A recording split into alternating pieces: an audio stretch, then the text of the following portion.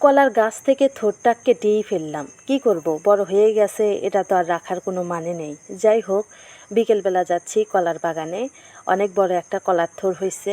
কাটবো কাটবো করে কাটাই হচ্ছে না, কারণ সময় পাচ্ছি না, আর অন্যদিকে বৃষ্টিও ছাড়তেছে না। আজকে বৃষ্টি ছেড়ে গেছে, তাই বিকেল টাইমে যাচ্ছি কলার থোরটা নিয়ে এসে রান্না করব। যাই হোক, যাওয়ার পথে কিন্তু অনেক কাদা ছিল, কাদা পেরিয়ে খুব কষ্টে বাগানে আসলাম। এখন এখানে এসে দেখতেছি বাচ্চারা খেলা করতেছে, বাঁশ খেলতেছে। তারা বাঁশ খেলা মানে কি, একটা বাঁশ নিয়ে তারা সবাই দৌড়াদৌড়ি করতেছে। যাই হোক, আমি এখানে এসে দেখতেছি আমার কুমড় গাছগুলো অনেক বড় হয়েছে। ইদানিং বৃষ্টির কারণে আসা হয় না, সেই জন্য দেখতেও পাই নাই। আজকে দেখতেছি যে অনেক বড় বড় হয়েছে। এই কুমড়গুলো হচ্ছে চাল কুমড়ো, চালে ধরে, কিন্তু গাছগুলো সঠিক পরিচর্যা করলে মাটিতেই কুমড় ধরানো যায়। যাই হোক, দেখেন কত সুন্দর গাছটা হয়েছে, অনেক বড় হয়েছে, একদম আমার সমান সমান।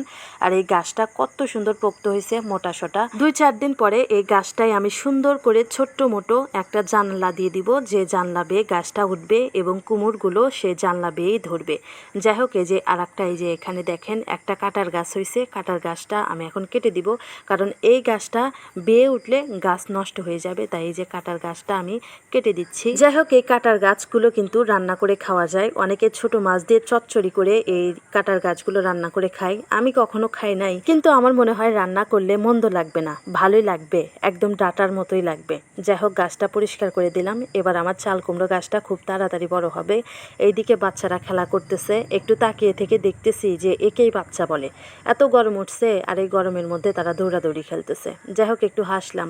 এবার আমি যে কাজের জন্য আসছি ওই কাজটা সম্পূর্ণ করব, আর সেটা হচ্ছে আমার এই যে সামনে কলার বাগান দেখতে পারতেছেন। এই কলার বাগানে আমার অনেক বড় একটা কলার থোর আসছে। এই কলার থোরটা আমি এবার পারবো এবং বিকেলবেলা রান্না করব। অনেক বড় থোর, আমি দূর থেকে দেখতে পারতেছি। একটা পাতা কেটে দিলাম, কারণ সামনে বাঁচতেছিল। যাই হোক, এই যে দেখেন কত সুন্দর ফুল বার হয়েছে। এবার কলার ছড়িতে বেশি একটা কলা আসে নাই, 4-5টা ছড়ি আসছে। যাই হোক, যা আসছে তাতেই আলহামদুলিল্লাহ। আমার প্রথম এই গাছটাই কলা আসছে, আমি খুবই খুশি। থোরটা কাটার জন্য আমি খুবই এক্সাইটেড, কারণ নতুন গাছের নতুন থোর আমার খুবই ভালো লাগতেছে। যাই হোক, ছোটবেলায় এই কলার পাপড়িগুলো দিয়ে কিন্তু মাথার টুপি বানাইছি। আমার মনে হয় সবাই আপনারা বানাইছেন, মাথায় দিছেন। যাই হোক, এই যে থোরটা আমি এখন কাটলাম। এবার কাটার পরে দেখেন মাশাল্লাহ, থোরটা কত বড়, একবার রান্না করলে 3-4 বার খাওয়া যাবে। যাই হোক, অনেক কষ বের হচ্ছে, তাই আমি একটু ফাঁকে রাখছি, কারণ এই কষগুলো হাতে ভরলে হাতে চুলকানি হতে পারে। ভিডিওর এই পর্যায়ে এসে আপনাদের কাছে আমার একটা অনুরোধ, আর সেটা হচ্ছে যদি ভিডিওটা আপনাদের কাছে ভালো লেগে থাকে দয়া করে লাইক কমেন্ট শেয়ার করে দিবেন, আর আমার এই ছোট্ট চ্যানেলটাকে সাবস্ক্রাইব করে দিবেন। আর যারা পেজ থেকে দেখলেন অবশ্যই আমার এই ছোট্ট পেজটাকে ফলো দিয়ে দিবেন।